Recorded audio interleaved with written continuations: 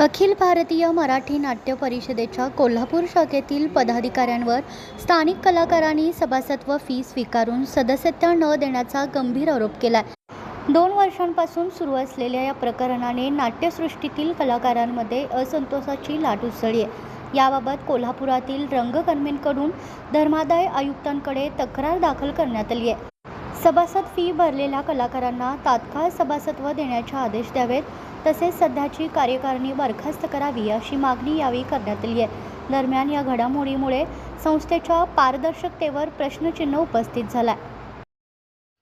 कोल्हापूर नाट्य परिषद शाखा कोल्हापूर या संस्थेतर्फे कोल्हापूरातील कलाकारांना आजीव सभासद करून घेतलं जात नाही गेली 8 ते 10 वर्ष.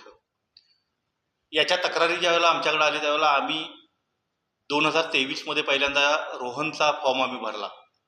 संपूर्ण फी त्या कार्यवाह गिरीश महाजन यांच्याकडे दिली.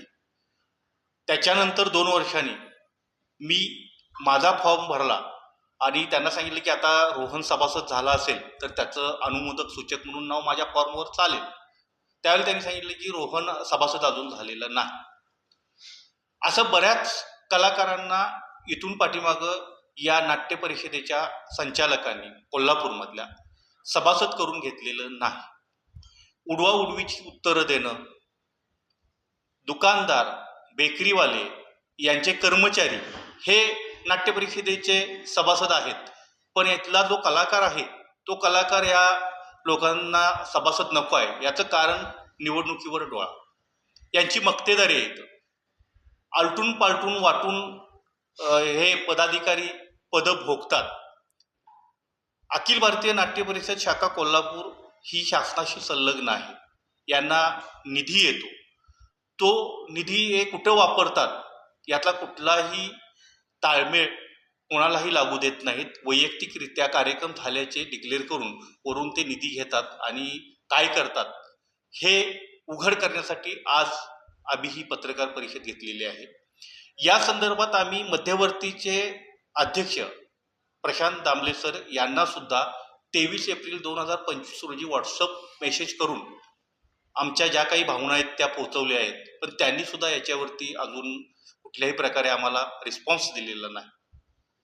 कोल्हापूर शाखा आपल्या हातातून जाऊ नये म्हणून इथल्या लोकांना ते लोक सभासद करून घेत नाहीत असा आमचा आरोप आहे. माहिती अधिकारात आम्ही माहिती मागितलेली आहे, ती सुद्धा देण्यासाठी टाळाटाळ करतात. आणि या पदाधिकारी जे आहेत, अध्यक्ष, उपाध्यक्ष आणि कार्यवाह यांना ज्यावेळेला आम्ही फोनवर बोलतो त्यावेळेला हे उर्मटपणानं आम्हाला उत्तर देतात की देत नाही जा, सभासद करून घेत नाही जा, माहिती देत नाही जा. तर पदाधिकाऱ्यांना असं वागणं योग्य आहे का?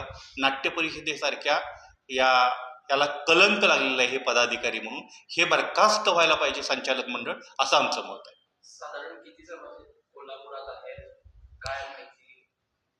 ऍक्च्युली बघायला गेलं तर आम्ही वारंवार माहिती मागतोय, पण ते माहिती देत नाही.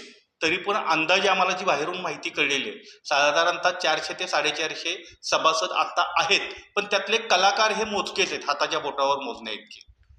यांचे जे कर्मचारी आहेत ते आणि दुकानदार, वाणी, पानपट्टीवाले, बेकरीवाले असलेच सभासद आहेत. कलाकार सभासद फार कमी आहेत.